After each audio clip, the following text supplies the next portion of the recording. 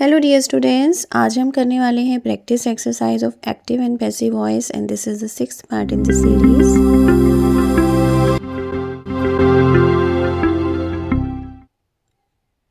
What do these words mean? Use it can और it cantt. अभी आपके सामने जो सेंटेंसेस आएंगे वो इनकम्प्लीट होंगे और उन्हें कंप्लीट करने के लिए आपने इट कैन या फिर इट कैंट को यूज़ करना है और साथ में पैसिव वर्ब को भी यूज़ करना है। तो चलिए देखते हैं। Number 1, if something is washable, तो आप किस तरह से इसे कंप्लीट करेंगे इस सेंटेंस को।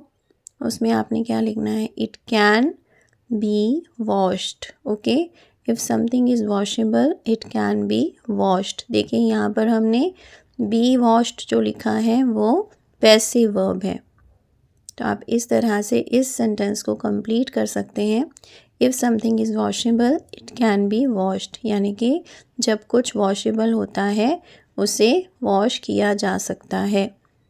तो आप इस तरह से पैसिव वर्ब को यूज़ करते हुए इसका मीनिंग बना सकते हो। तो अभी हम देखने वाले हैं कुछ और सेंटेंसेस जिन्हें कि आपने कंप्लीट करना है इसी तरह से। तो अब हम देखने वाले हैं नेक्स्ट सेंटेंस। आपने ध्यान देना है कि आप किस तरह से इसे कंप्लीट कर रहे हैं। Number 2, if something is unbreakable. देखिए यहाँ पर अनब्रेकेबल लिखा हुआ है, यानी कि आपने नेगेटिव यूज़ करना है। ठीक है, ब्रेकेबल नहीं है, यहाँ पर अनब्रेकेबल है। तो आपने क्या लिखना है यहाँ पर, it cantt be broken. Okay, इसका मीनिंग क्या है कि अगर कुछ अनब्रेकेबल होता है उसे तोड़ा नहीं जा सकता है। It can be broken. देखिए यहाँ पर बी ब्रोकन जो लिखा है वो पैसिव वर्ब है। ओके, मैंने आपको बताया हुआ है कि एक्टिव वॉइस और पैसिव वॉइस में क्या डिफरेंस होता है। ऑलरेडी मैंने अभी 4-5 वीडियोस बनाए हैं जो कि आप देख सकते हैं। आपने अगर नहीं देखे हैं उससे आपको ये कॉन्सेप्ट अच्छी तरह से क्लियर हो जाएगा। तो अभी हम देखने वाले हैं number 3, if something is edible.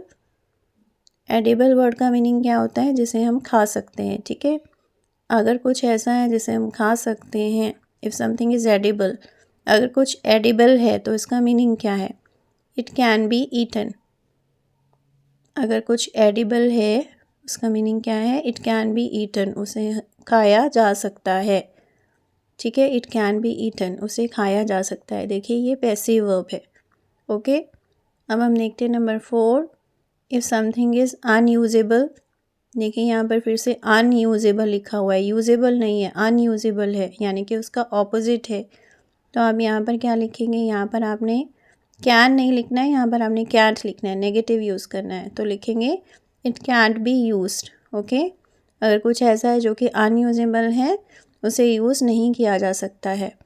I hope आपको आज का लेसन अच्छी तरह से समझ में आ गया है। Thanks for watching, keep learning, see you in the next video. Please subscribe to my channel if you haven't done it yet and please give me your comments. Thank you.